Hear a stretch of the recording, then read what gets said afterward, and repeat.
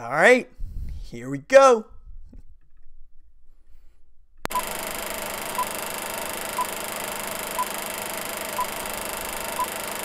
Just snap the damn ball, RJ. What's up? Welcome to my channel. I'm RJ Young. This is my channel, this is my show, RJ So Live. Thanks for being here. We're going to talk about OU versus Texas Tech, and I'm so excited to get into it.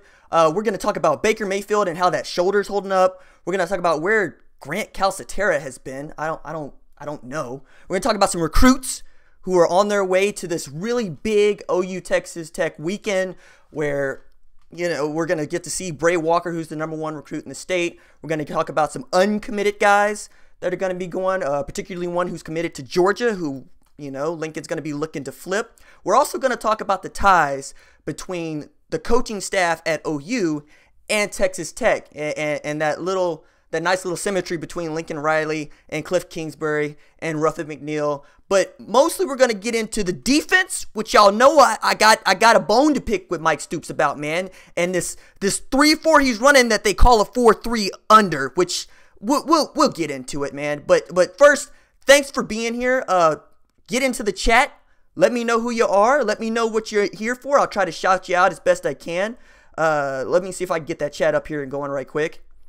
So say hi, say how you doing, say what's up to me. I'd love to talk to you. Like to take your questions, like to get into it with you guys. So first, let me start with the big news, which is the recruits who are coming through. I always think that's always interesting to take a look at these small opportunities for OU to impress on unofficial and official visits for 17, 18-year-old kids who are going to be looking to be loved on a little bit, right? They're going to see if they're getting fit. They're going to see if what they've been told has been true. And mostly they're going to want to see OU mollywop Texas Tech, which, you know, I still got feelings about getting drummed by Iowa State at home in front of Josh Proctor, man. Great safety out at Owasso High School who's committed to Ohio State. I mean, if he's going to be committed, he's going to stay committed. I'm sure he goes through the hallways at Owasso High School and gets noise from everybody about why you leaving the state. Why you leaving the state? I mean, not OU, Oklahoma State. We're not even going to pretend like TU is on that kid's radar. I don't blame him. I wouldn't want to go to TU if I was highly recruited. And, you know, maybe OU can still get into Josh Proctor a little bit. We got a few months before National Signing Day, and commitments have been known to be flipped from time to time, especially in state, especially if OU can find a way to finish out this season with one loss and trip and fall into the college football playoff. Going to need some help from Ohio State, actually, irony, to get past Penn State and, you know, get into that Big 12 championship, and I'm getting ahead of myself. I wanted to talk about the big-time recruits who are coming. So let's take a look at those. There are 12 players who are committed, you know, that are going to some of them are coming through, but 12 players that we really want coming through.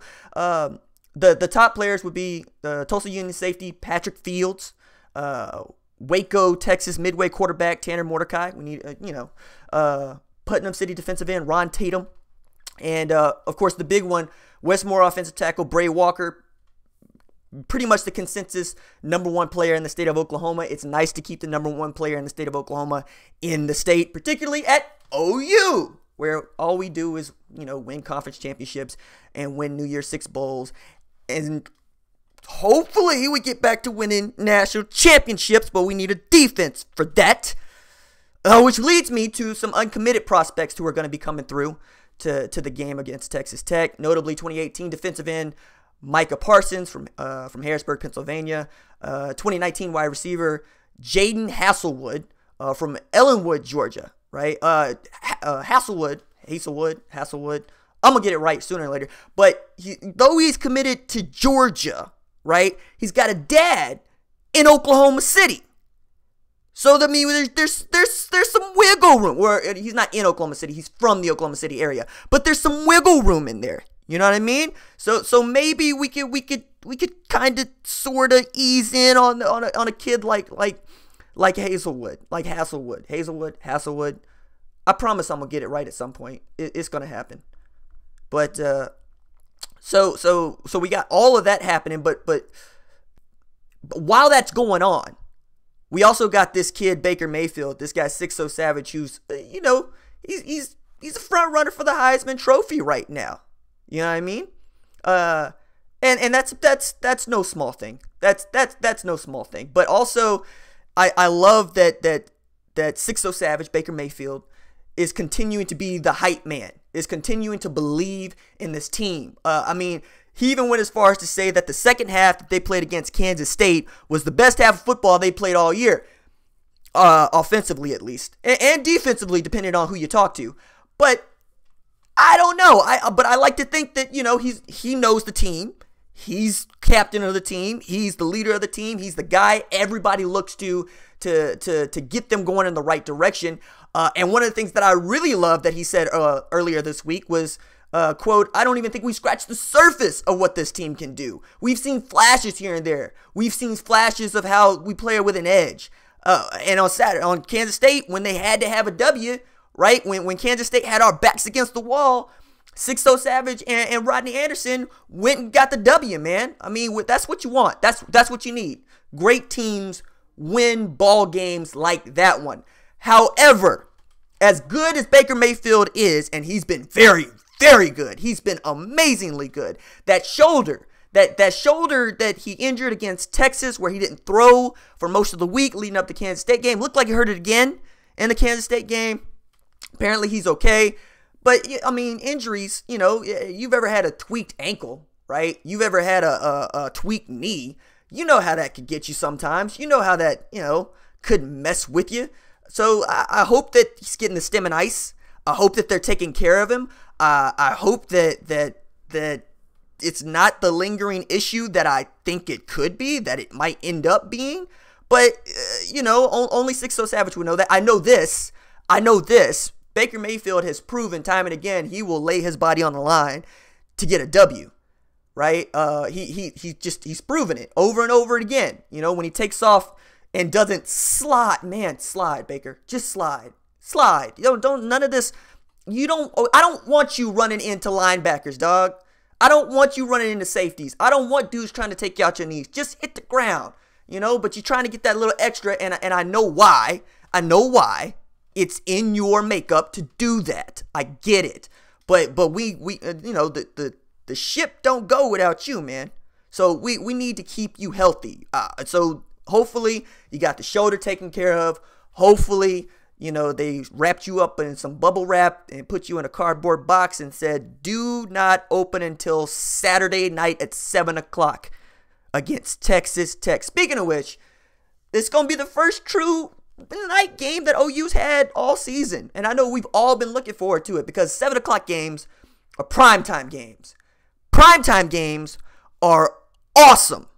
I mean, not just for recruiting and not just for the players and for their families and to be under the lights, but for everybody, including AP voters and the College Football Playoff Committee that's going to rank teams in the coming weeks and recruits, to see the brand that is Oklahoma, to put on display what we have to offer at home, to see what our atmosphere is like, to show people how we sell out stadiums. We sell out the stadium, right? We don't have empty seats at Owen Field. That's not what we do.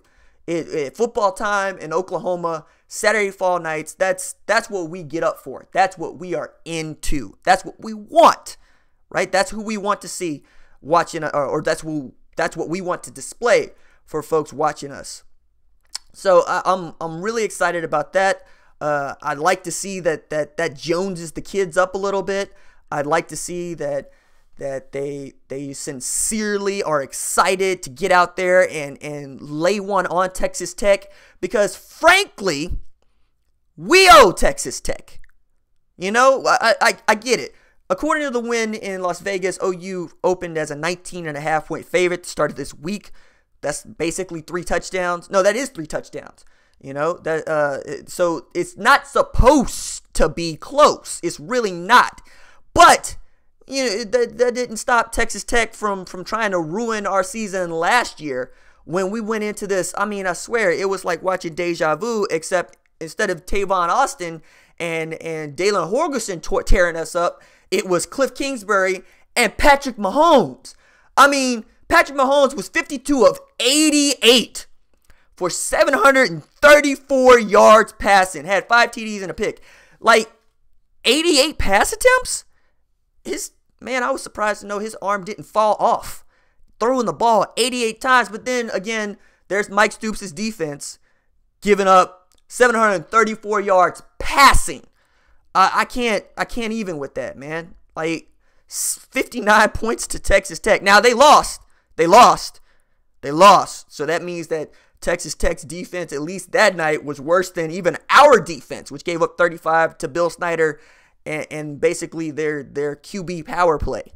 We know Alex Delton's got a water pistol for an arm, but still, rushed for like 140. But that's the thing to keep an eye on, I think, for this game, is Texas Tech has to know that our secondary has been soft from time to time. And by soft, I mean Jordan Thomas can be exposed. Parnell Motley, apparently, late into the game could be exposed. We sometimes don't know who's going to be playing safety alongside Steven Parker if he's not vibing, right? Because Will Johnson is supposed to be our stalwart back there, but lately he's looked suspect, right? Robert Barnes came downhill, though, and had the crack of the game. Well, no, Kenneth Murray had the crack of the game, you ask me. Kenneth Murray destroyed Alex Delton on that pick that Jordan Thomas had. But I saw Robert Barnes come downhill and lay the wood. I like that. That's what we want. That's the kind of defense that I want. I don't want this read and react defense that we got out here, man. It just makes me so upset to know that is the kind of football we're playing. We don't read and react. We go enforce our will. That's what we do, right? We don't let you distinguish whether or not you're going to throw the ball or run the ball. No. We put 8 men in the box, and we man up, and we go after quarterbacks, and we go after running backs, and we punish people. Man, y'all remember those 2000? Now, some of y'all remember the 2000 defense, 2001 defense, 2002, 2003 defenses, where nobody wanted an OU defense, man. Nobody wanted any part of an OU defense. We were locking up people at the line of scrimmage, getting off blocks, destroying people. We got a long legacy of great defensive linemen and linebackers at OU.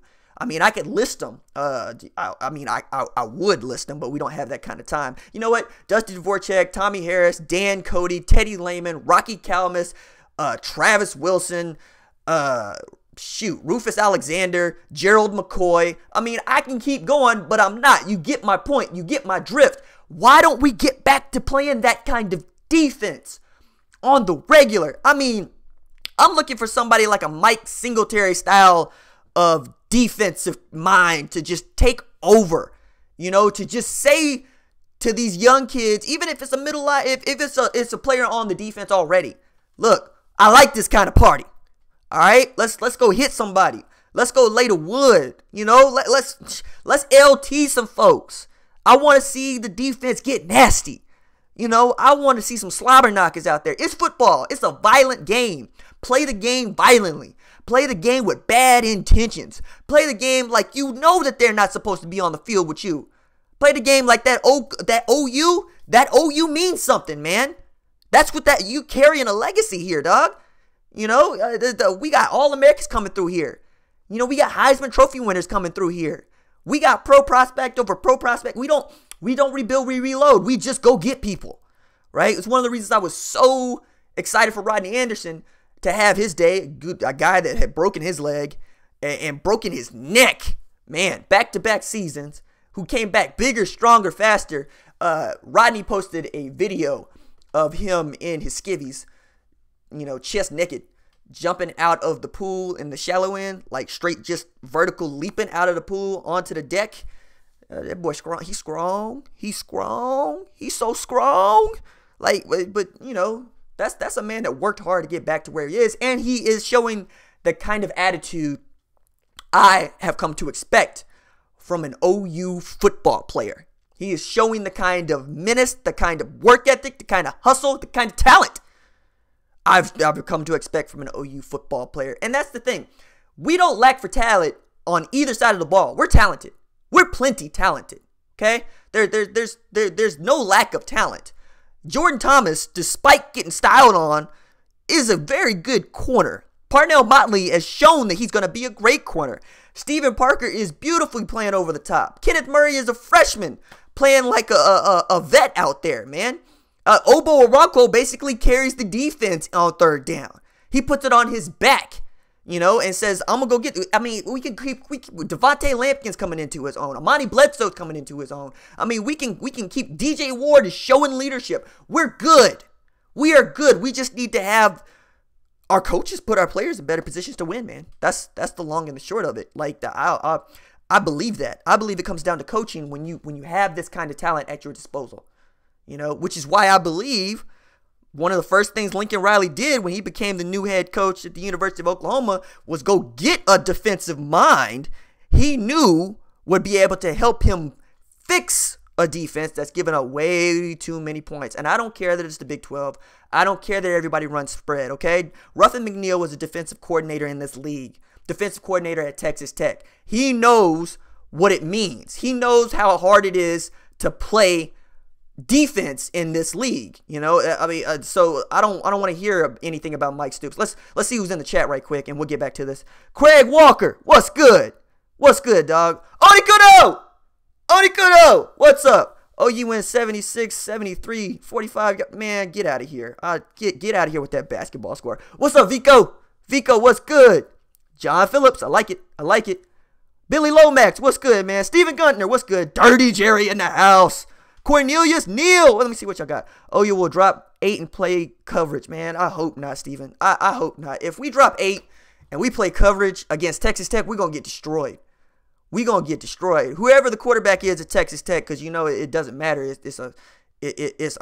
can insert almost anybody with an arm into that system. I think his name is like Nick Shimonik, Johnny Mnemonic, Shimonic, Nick Shizami, Mitch Popsicle Wrench, whoever it is. He's just going to be back there throwing because they can't run. What's up, James? Hey, Bradley. Sooner. What's up? Nah, come on. If we drop 8, we're having a problem. We're going to have a problem. You cannot drop 8 into coverage against Texas Tech and expect it not to be a barn burner. Okay? You can't do it. You have to get them out of a rhythm. It's a rhythm spread offense, okay? It's a Hal Mummy system. It is as simple as looking for green grass in the space, running in the space. And if you play zone against it, they're just going to eat you up. You can't play zone against that. You have to man up, and you have to get a hat on a hat, get off of blocks, and go get a quarterback. You got to knock somebody down, man. And if they throwing the ball like they are, we're going to have the ball, time of possession is going to be all on us because, they're going to be throwing incomplete passes. So I don't understand. I don't get it. Let me move the chat over here so y'all can see the chat. That's what's up. Thank y'all for being here. I appreciate it.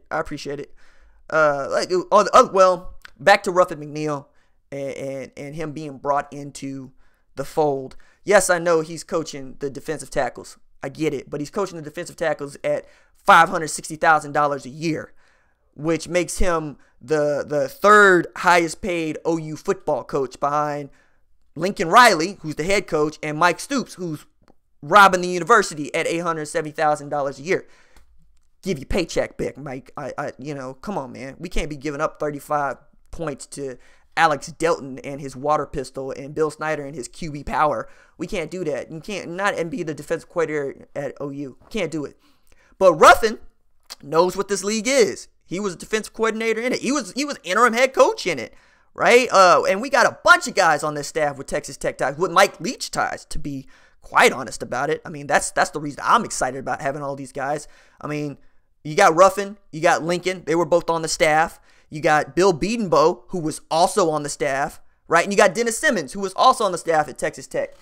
And most of them were there at one point together. And they know what it was like to play against OU. Everybody remembers the 08 game. It's a seminal moment. I love that game. Texas Tech Raider fans wish they could forget that game. But you can't. It's in the record. It's in the record books.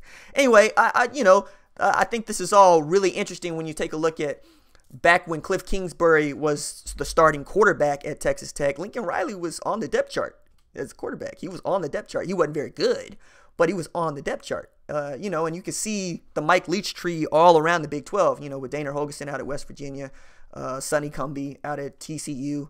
I mean, you can see it everywhere. So I'm always interested to see these kind of ties come back together, because anybody who's been in football, in college football, will tell you it's just one big fraternity and everybody knows everybody. But now with Texas Tech and OU this weekend, you got two of the younger coaches in college football, the two of the more high-rising coaches in college football, the rising stars going up against each other, and it's really interesting to me. We got a lot of dynamics going on over here, and I'm excited to see how it plays out, because we all know that Cliff Kingsbury likes to pop his collar from time to time, you know. And one of the things I like about Lincoln Riley is he doesn't need to. My man wears his visor and calls his plays, but, you know, Cliff Kingsbury going to be over there with shades on when it's dark. You know who wears shades when it's dark? Blind people and buttholes. That's who wear shades when it's dark outside. Come on, man. Take your shades off. Nobody cares, okay? You running around the stadium chest naked for what? Nobody cares, you know? Just go coach your offense. Give up the 50 points on defense. Keep your 7-5 Texas Tech offense. Yeah, I'm cool on him. I'm cool on Cliff Kingsbury. And I'm especially cool on him after what he did to Baker Mayfield, but I'm also glad that he did it to Baker Mayfield, because Baker Mayfield is my quarterback now. And not for nothing, but think about this. Lincoln Riley is the youngest FBS head coach right now, but he's had two Heisman Trophy finalists already in Baker Mayfield and D.D. Westbrook, and he's also had two guys break Ryan Broyles. He's had two guys break Ryan Broyles' all-time receptions record. Both of them were at East Carolina. And I thought that was way interesting. One of those dudes had over 400 catches, which is ridiculous, which makes me think that he was the only dude out there, you know, running routes. 400 catches in a college career? That's over 100 catches a season. Like, my goodness. Are you Wes Welker? You know, or are you Antonio Brown? Are you Larry Fitzgerald? Who are you? I don't. Hey, Angry Sooner, what's good? I see. Let me see. What else y'all talking about? Is Abdul Adams okay? I don't think so. Right? I think Abdul is still out, man, which ordinarily I would be upset about. I would be actually quite upset about it. But at the moment, like, he's questionable. Okay, Abdul Adams is questionable, because he's missed the last two games with the right ankle injury. So we'll see. But I wouldn't expect to see him, especially if they think that they can make it work with Rodney Anderson, Trey Sermon, and then a Marcellus Sutton to spell them out. Speaking of guys that are out, you know, we already know about A.D. Miller, who's out for some kind of disciplinary reason. We also know about Levi Draper, Kennedy Brooks, Jordan Parker, Curtis Bolton, Basquine, Dalton, but Khalil Houghton is also questionable, and Romar, who sat out the last 3 games, is questionable. So we'll see on that front.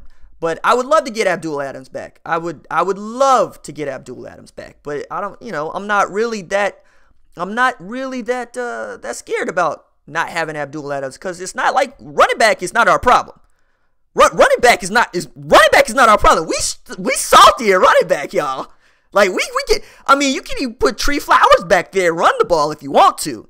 Speaking of which, you know, I got a video coming out next week about why I believe that OU should start implementing the diamond formation again when they put Kyler Murray on the field. Specifically because if you got Rodney Anderson on one side and you got Dimitri Flowers on the other side, right? And you got Trey Sermon behind you, and you're running zone read schemes, and after you run a couple of them, you just pop and go with Kyler Murray, because, I mean, nobody can catch Kyler Murray, and he's got an arm. Not to mention he's accurate as all get out this season. He is 13 of 14 for 252 and 2 TDs this season, right? So when they let him throw the ball, it's on.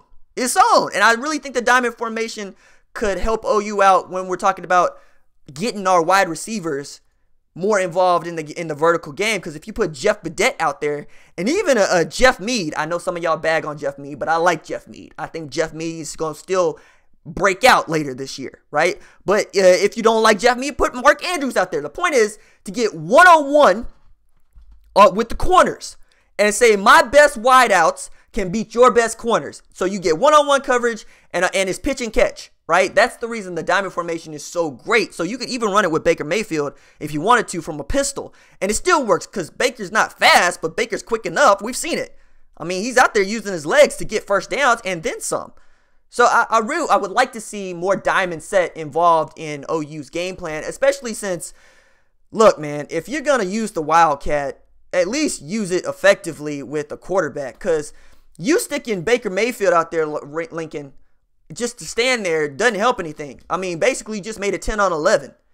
So if you're not going to even play like you're going to throw the ball to Baker, at least run something that looks like it could potentially throw the ball, because all Kansas State defense was doing was keying in on who was at quarterback when it wasn't Baker. Okay? Now, one time when Baker Mayfield was not playing quarterback, did we even look like we're going to try to throw the ball? Like, if I know you're not going to throw the ball, then I'm not even going to pretend. I'm not even going to pretend to honor anything that looks like a read or a play action. I'm not going to do it. So, who else we got in here? Preston Reddick, what's up? Why did we ever go from the diamond way? I don't know why we ever did go away from the diamond formation. I don't. I liked it. I loved it. As soon as Dana Holgorsen introduced it at Oklahoma State, I was like, oh my God, we need to take it. And we did. Because I remember OU even used it in the 2011 Bedlam game. So it's not like it's foreign to us. We know how to use it. So I just want to see it get back in. Oh yeah, you sweep, counter, power. Do you know what it would be awesome to run power out of a diamond formation? Man, like if you got Trey Millard over here and Trey Sermon over here, Trey Millard. I keep calling Dimitri Flowers Trey Millard. That my fault. You are Tree Flowers. Tree Flowers over here, Trey Sermon over here, Rodney Amos over here, and you just say we're gonna go destroy the linebacker, the Sam, and the safety to get to the second level, and then let the running back go. I mean, that's sexy to me. I would love to see that. That would just, why not have a package with Kyler Murray at QB right now? That's what I'm talking about. Yes, Cornelius, that's what I'm talking about. Make a diamond set package for Kyler Murray. I would love it. Just run zone read. I mean, we basically, I mean, it makes so much sense to me that I'm wondering why I have to bring it up. I really do, right? I mean, like y'all, I'm one of the hundreds of thousands of OU football coaches who ain't getting paid for it. But if I'm over here going, a diamond formation would really work well with the kind of talent we have, bruh. Lincoln, come on, man. Stay ahead of me. Stay ahead of us. That's all I need. What's up, Colton? Yeah, man. I mean, we would all like to see a diamond package with Kyler Murray. But, we'll see. Maybe he's listening to y'all. I hope he's listening to y'all, because he sure as heck ain't listening to me. The other thing I wanted to hit on was just how used to these close games we're getting. Where, as my boy Warthog would say, we're popping our blood pressure medications from Pez dispenser. Okay? Like, I mean, y'all know I got a tendency to get hot. And I don't hide it, because my passion is real. Just like your passion is real. And I don't like this going down to teams at all. I like mollywopping people. I like stomping a mud hole in them and walking it dry. Okay? I don't play this, single digit win stuff, but that's the thing. For the first time since 2012, OU has played 4 consecutive games that have been settled by single digits. Starting with Baylor, where we got the 49-41 win. Iowa State, we lost 38-31. Then Texas, 29-24. And then Kansas State, 42-35. I'm tired of it. I get it, right? Teams are good. But they ain't that good.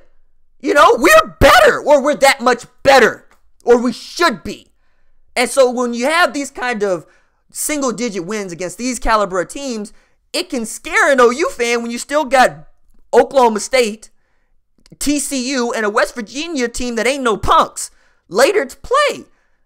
Even knowing that you got Texas Tech later this week, like this Saturday, in 2 days. You got Texas Tech coming. I mean, and we know that they can light up the scoreboard against the Mike Stoops defense. We know that. So I'm tired of the offense having to bail out the defense. It should be the other way around. We should be getting takeaways all the time. Strip sacks. Where are the strip sacks? You know, where are all the picks? You know, where's the molly-whopping hits? I mean, I get it. We're hurt. But, man, put the kids in a position to succeed. You know, put them in a position to go make a play on a football instead of this read and react stuff, man. I'm tired of it. So, what's up, Kingpin? It's going to bite us if we don't fix things. Yup. What's Jerry saying? My TV almost got sharp remote pains in the center of the screen. Preston, well, let me see. Close games for the Cowboys. OU should be dominating most people. Yup. Who else we got in here, man? Craig, what's good? We need to use Marquise Brown like DD. Now, that's a very good point. Craig Walker brings up a very good point in the chat. Marquise Brown is special. Okay? We learned that against Kansas State, doing more than any other game that man has played. He's special. Okay, 6 catches for 126 yards, but it's the way that he did it. He's shifty. He's got speed. He's got hands. You know, and I mean, I would love to see him like a DD, right? He's one of those guys that you could put out there in the diamond, opposite Jeff Badette, and he would work a corner. You know, yeah, I would love to see that. You can run jet sweep with Marquise Brown. Oh, yeah, man. That's a very good point. That's a very good point. I like that a lot. Also, the other thing that really bothers me is wait, my girlfriend's in here, Laurel. Laurel says Logan wants to know who's mollywhopping. You know, we will fix that. We will talk about who's mollywhopping, Logan. I promise. That's my girlfriend's oldest 4-year-old. Her oldest is 4. So, and my mama's in here. Hey, what's good, mama? Mama said, amen. I like the striking fear in the hearts of other teams. I want them crying to their mommies that they got to come this way. What? My mama's a savage. My mama's in the chat, laying the wood. My mama's in the chat talking about other mamas crying. That's what's up. That's what's up, man. I love my mama loves football, and I love football. It's nice to have family that's as into football as you are, man. Let me see. Yeah, that's actually, I wrote that down. I want defenses out here breaking wills, eviscerating egos, crushing your will to get up off the floor. Yes, Lord. You know, I'm talking, man, I'm talking forearm shivers. I'm talking Alvin Mack in the program. Kill them all, let the paramedics sell them out. Yeah.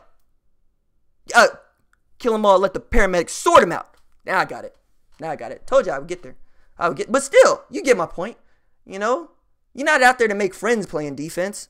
You're not out there to make friends. You out there to hurt people. Like, you out there to put people on their backsides. That's what you're doing. You know, I really want to talk about now just how the Big 12's got 5 teams in the AP Top 25. Now, the Big 12 has 10 teams in the conference, and we'll get to that later, just like the Big 10 has 12 teams in the conference. But half of the Big 12 conference is ranked. Half of it, okay? Half the Big 12 conference is ranked. I'm going to say it one more again. Half the Big 12 conference is ranked. Okay? So I don't want to hear any more about this SEC dominating stuff, okay? Look. Big 12 has 4 fewer teams. 4 fewer teams than the ACC, right? The SEC, the Pac-12. I mean, just 2 fewer than the Pac-12. So what is this? What are we doing here when we're talking about the SEC and how great the SEC is and how great the ACC is? What's the ACC got? ACC's got Clemson, defending national championships. We'll let you have that. Florida State's trash this year. Okay, Louisville's got one the most exciting player in college football, if not the best player in college football, because he's not this year anyway. What else is Miami? Is that what they got? At Virginia Tech? Maybe. What does the Big Ten have? Big Ten's got Ohio State, Penn State. Michigan is trash. They got skull drag in khakis by Penn State earlier. Okay. After you get past Ohio State and Penn State, who are going to cancel each other out this weekend, what do you got in the Big Ten? You know, Maryland.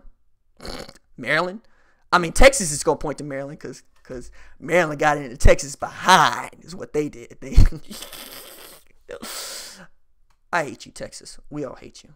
So I'm not. I don't care about Texas.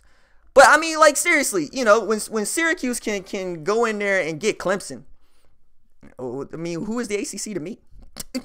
SEC, yeah, okay. You got Alabama. We all know about Alabama. Auburn's still chugging along. Georgia's actually pretty good. Florida, trash. Missouri, trash. Kentucky, trash. Vanderbilt, dumpster fire. All right, Ole Miss, dumpster fire. LSU got beat by Troy. Now, I gotta say a little bit about Troy, because we all know that Troy used to reach up and touch people. Back when it was Troy State, back when DeMarcus Ware was coming through, they used to reach out and touch people, right? I love Troy State. I need to get a Troy State jersey, because check it out. Troy State used to say, oh, that player that you don't want that got kicked off for team violations, we'll take him. It used to be Jailhouse U. But they used to reach out and touch SEC teams. Nobody wanted to schedule no Troy. So it was funny to me, you know, that LSU's going to have Troy for homecoming and then get dropped. Then get just crushed. I like it. But I mean, look, man, I'm tired of the Big 12 not getting the kind of love that the Big 12 deserves to get. It's rough in this league. It's hard to win games in this league. We put up points in this league, okay? I'm tired of people talking about the Big 12 is soft. You know, it's not soft. It's tough to win football games in this conference. You know, I mean, like outside of Kansas this year and Baylor, but Baylor can still put up points on us, put up 41. Hell, you know. So so I'm tired of people telling me like the Big 12 is soft. But if you think you could, I mean, A&M, you catch 5 L's in the Big 12. I'm not even joking. Texas A&M would catch 5 losses in the Big 12. You know, look, Nebraska would catch 5 losses in the Big 12. All right. Oregon would catch 5 losses in the Big 12. Okay. Speaking of the Pac-12, who's the Pac-12 still got? Stanford? Bryce Love? I mean, UCLA, garbage. USC got trounced, got just destroyed by Notre Dame, got crushed. I like it. Washington State got done in by Cal. Because Mike Stoops is not coach defense. Look, man, all I'm saying is it's wide open right now. It's wide open, and if you're calling the Big 12 soft and you're trying to act like the Big 12 can't sneak in the college football playoff, you wrong, Colonel Sanders. You wrong. It's just the way it is. It's hard to win games in this league. So stop talking about the Big 12 like we can't play football. Let me see who else is in here right quick. Haynesville, what's up? Ron Taylor, what's good? Don't excuse the Troy loss, don't tear you. That's okay. Shout out to Ron Taylor. That's my best friend. He helped me put together this studio setup. Almost missed work helping me do it. So shout out to him. Really helped me a ton, more than y'all will know. But I need to say thank you, Ron, for being my best friend and being out here to help me put on this live show. Who else is in here? Jamel Hunt, what's good? Bob Stoops has never lost to Saban. That's a good point. That's a very good point. Bob Stoops never lost to Alabama. Think about that for a second. Think about that for just a second. Just who can say that? Who can say that they never lost to Nick Saban? You know, maybe the doctor who smacked him on his behind when he was born. He whooped Nick Saban. But outside of that, it's basically Bob Stoops. You know, Bob Stoops and Sugar Bowl Trevor Knight. That will never not be funny to me. That Trevor Knight styled on a Nick Saban defense. Well, really what it was Eric Striker styled on a Nick Saban offense. Which leads me back to the whole idea of Mike Stoops and this 4-3 under that he's calling it, which is just a 3-4 over to me. It's all predicated on the 3. We still got 3 linemen with their hands on the ground, which is why I call it a 3-4. Of the 4-3, you got 4 men with their hands on the ground, but he's going to call it a 4-3 under. I'm going to call it a 3-4 over. Point is, no matter how you look at it, it all predicated on the jack linebacker, okay, which is more or less your best athlete, your best hitter, your best rusher, all of those things rolled up in one into that hybrid position that Eric Striker used to play and made glorious. And that Obo Orakwo plays now. But I was looking at this, and one of the things I found curious is Mike Stoops compared the position that Eric Striker was playing in that 3-4 to the position that Roy Williams was playing as a safety at the turn of the century. That struck me as odd at first because Roy Williams is called a safety. But to be fair, Eric Stryker was built like a safety. He was just a Tasmanian devil who was all of 6 feet 220 and looking to destroy every left tackle he ever saw. Obo is not much different, except Obo is an enormous human being who's enormously fast. But this thinking that you need an Eric Stryker or an Oboro Nwankwo to make your defense go is scary to me, because that means that your defense is built around one player. And maybe if you're a Division II team or an NAIA team or Division III team, like if you coaching at SNU, at Southern Nazarene, or you coaching at Langston, or you coaching at Arkansas Tech, you might do that. You might build your defense around one player. But this is the Big 12. This is big boy football. This is Power 5 football. Why are we building a defense around one player and saying, oh yeah, okay, if this player is not playing well, or he's not able to hold an edge, or he's not able to tackle, that the game is going to go up in smoke? No, man. Like, that's a fundamental problem. And that's why I'm riding Mike Stoops all the time. Because I look at a guy like Oboro Nwankwo, who is tired and who is playing his behind off, but who has to play this hybrid position, the only position of its kind on the field, and go make all the plays. So it's no wonder Caleb Kelly's having a hard time playing that position, because that's what they recruited him to do. They recruited him to play that position. So think about that. If you have all of that going on, where you got to be, you more or less have to be the 9 technique on the outside of the left tackle, but you also have to be able to drop into coverage, stop the run, rush the quarterback. That's tough. So why not balance out the defense and go to a 4-3, let Obo put his hand on the ground, and put somebody out there who can play a traditional strong side linebacker, a traditional weak side linebacker, instead of calling it a jack and running this read and react defense that's just getting us destroyed, that's just leaving our secondary hanging out to dry. Man, I hate that. Who else is in here? Devon. What's up, man? Hey, Terry, what's good, dog? Terry be blowing up the Sooner Ball Talk message board on Facebook. It's a good group. Y'all should join. But I mean, we got to finish up here in just a little bit. But before we do all of that, I wanted to talk about. I just want to touch on it. I just want to touch on it. Just a little bit. Where's Grant Calcaterra? Okay, where's Grant Calcaterra? I don't. Is he lost? Because he wasn't on the field against Kansas State, and it seems like he's fine. And that's a great tight end who could flex out to wide receiver. And if he's not injured, why not we get him some game? Okay, like, I get it. Mark Andrews probably has the best, not probably. Mark Andrews has the best hands on the team. Okay, so I'm not saying take Mark Andrews off the field. I'm saying put Calcaterra on the field with Mark Andrews and Jeff Badette and Jordan Smallwood. And then you got enormous men who can catch a football. So like I don't. Sometimes I'm looking at the personnel groupings that the coaches are running out there, and I'm going, what? What are you thinking about? I don't understand what's going on there. I don't get it. And I want to get it. I want to see a method to the madness. But if you're not going to explain it to me, I'm gonna blow it up. Cause if it doesn't make sense, it doesn't make sense. Cause I'm not the only person it doesn't make sense to.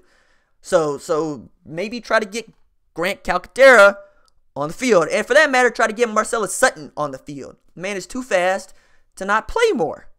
Okay, I mean, I know we got him returning kicks, but he can do more than that.